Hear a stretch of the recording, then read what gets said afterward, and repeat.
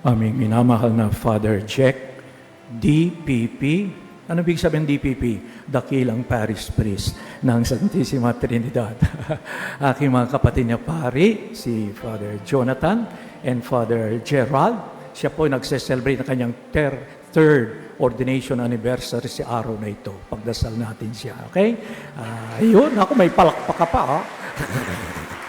Ang ating deacon, si Reverendo JP, mga minamahal kong kapatid kay Kristo. Ilan ba sa inyo nagpasalamat dahil maganda na po ang panahon? Halos 3 linggo umuulan, di ba? At sinabi sa akin, medyo bumaha. Ngayong gabi, babaha dito, babaha sa grasya ng Diyos. Ngayon, kapag patuloy yung ulan, huwag kayong mawala ng pag-asa. Ano po?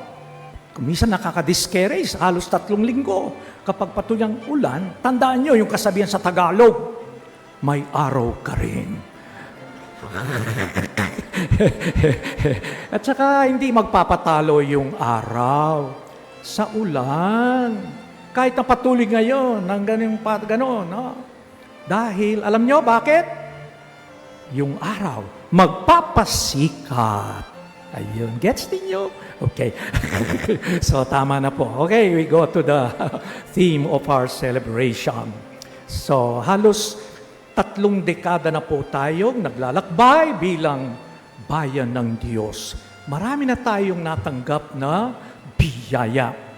So, mga kapatid, ngayon, pinagdiriwang po natin ang pagka-Reyna ni Maria. Napakaganda na gamitin po natin ang mga pagbasa ng ika-21 linggo ng karaniwang panahon. Ang sentro ng mga pagbasa ay tungkol po sa susi, otoridad at pagtitiwala sa Diyos.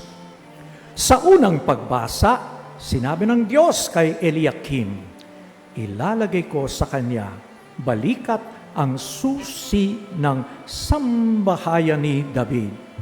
Mga kapatid, ang susi ay simbolo ng pananagutan at paglilingkod.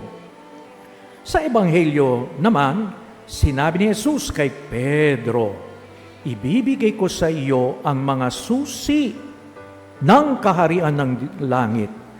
At dito naman, mauunawaan ang pagiging reyna ni Maria.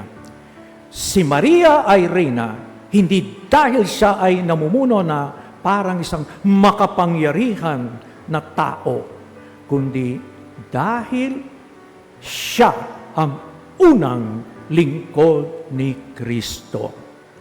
Si Maria, una, reyna na marunong magtiwala. Nang sabihin ng anghel kay Maria na siya ang magiging ina ng tagapagligtas, hindi po niya alam ang buong plano ng Diyos. Maraming tanong, maraming hindi tiyak, maraming bagay na hindi pa alam ni Maria. Hindi niya alam, balang araw, tatayo siya sa harap ng krus. Hindi niya alam, balang araw, mawawala ang kanyang anak. Hindi niya alam, balang araw, tatakas sila patunta Ehipto. Yan hindi pa malinaw. Pero sa kabila ng mga bagay na hindi pa nilalaman, anong sabi niya? Mangyari sa akin ayon sa iyong salita. Ganyan ang tunay na pananampalataya. Para isang taong sasakay, marami sa atin nakasakay ng eroplano, hindi nyo kilala yung piloto, hindi nyo alam ang bawat liko ng biyahe. Pero umuupo tayo, nagsi-seatbelt, at nagtitiwala, ganyan din ang buhay natin. Hindi natin alam ang mangyayari bukas. Hindi natin alam kung ano ang magiging kalagayan ng pamilya, kalusugan, trabaho o kinabukasan. Ang pananampalataya ay hindi nangangahulugan, alam natin ang lahat. Ang pananampalataya ay ang pagtitiwala kahit hindi natin alam ang lahat. Si Maria ang modelo nito. Pangalawang bagay maaari nating pagnilayan, ang susi po ay hindi para ipagmalaki. Ang susi ay simbolo ng ating kapangyarihan upang magbukas. Sinabi ni Jesus kay Pedro, ibibigay ko sa iyong mga susi ng kaharian. Ang susi ay para magbukas. Normalmente, hindi para magsara. Napakagandang tanong para sa atin. Ano ang mga susi na ipinagkatiwala sa atin ng Diyos? Sa magulang, may susi ng tahanan. Sa guro, may susi ng edukasyon. Sa pari, may susi ng misteryo at paggabay sa mga tao. Sa isang leader, may susi ng pamumuno. Sa bawat Kristiyano, may susi ng pagmamahal, pagpapatawad at mabuting halimbawa. Pero minsan, ginagamit natin ang susi para magsara. Pag sinabi mo sa isang tao, hindi kita mapapatawad, sinasara mo. Wala na akong pakialam sa iyo, bahala ka sa buhay mo. Sinasara mo ang buhay ng tao. Pero tinuturuan tayo ni Maria na gamitin ang ating mga susi upang magbukas ng pintuan para sa iba. Baka may anak tayo matagal nang hindi nakakausap. Baka may kapatid na nagtampo sa atin. Wala tayong imik sa isa't isa. Baka may kapitbahay na nangangailangan ng tulong. Baka kailangan lang natin gamitin ang susi ng pagpapatawad para muling mabuksan ang relasyon natin sa Diyos at sa isa't isa. Pangatlo, si Maria ay reyna dahil tinuturo niya ang daan patungo kay Jesus. Sa Ebanghelyo, ang pinakamahalagang tanong ni Jesus ay, sino ako para sa inyo? Sagot ni Pedro, ikaw ang Kristo, ang anak ng Diyos na buhay. Iyan din po ang pinakamahalagang tanong ng buhay natin. Hindi lamang, masaya ka ba ngayon? Ano ang trabaho mo? Anong posisyon mo? Ano ang mayroon ako?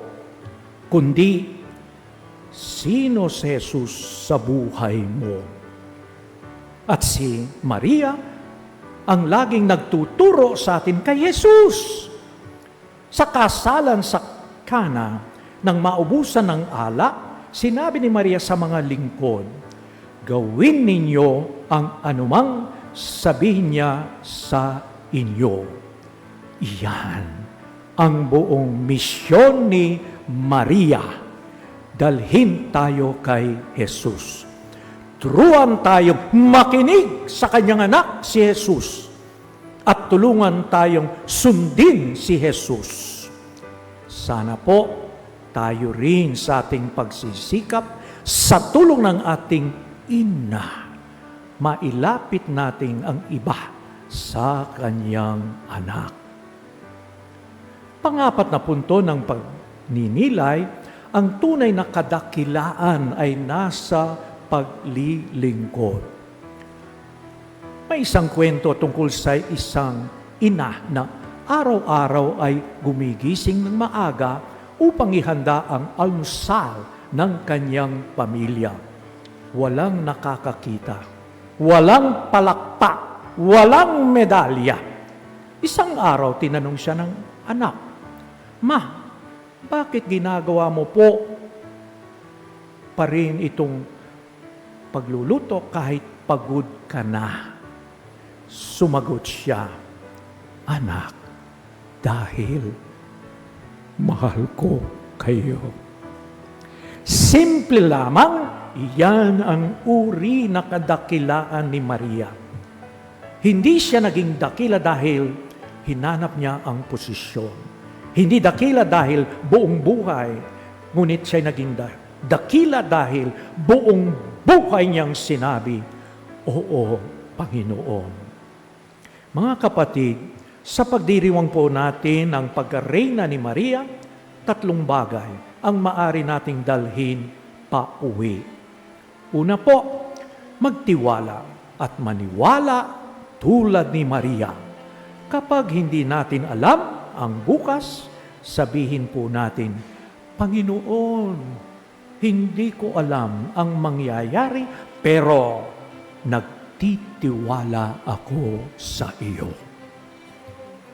Pangalawa, gamitin ang ating mga susi upang magbukas, hindi magsara. Magbukas ng pinto ng pagpapatawad, pagkakasundo, kabutihan at pagtulong. Ikatlo, dalhin ang mga tao kay Jesus. Hindi lamang tayo tinatawag upang maging mabuting tao. Tayo ay tinatawag upang ipakilala si Jesus sa ating pamilya, trabaho, komunidad at araw-araw na buhay. At marahil, mga kapatid, ito po ang pinakamagandang larawan ni Maria bilang reyna. May korona siya, ngunit ang puso niya ay puso ng isang lingkod. Kaya hingin natin sa Kanya, "Maria, aming reyna, turuan mo kaming magtiwala sa Diyos, maglingkod ng may kababaang loob, at gamitin ang aming buhay upang magbukas ng mga pintuan patungo kay Kristo." Amen.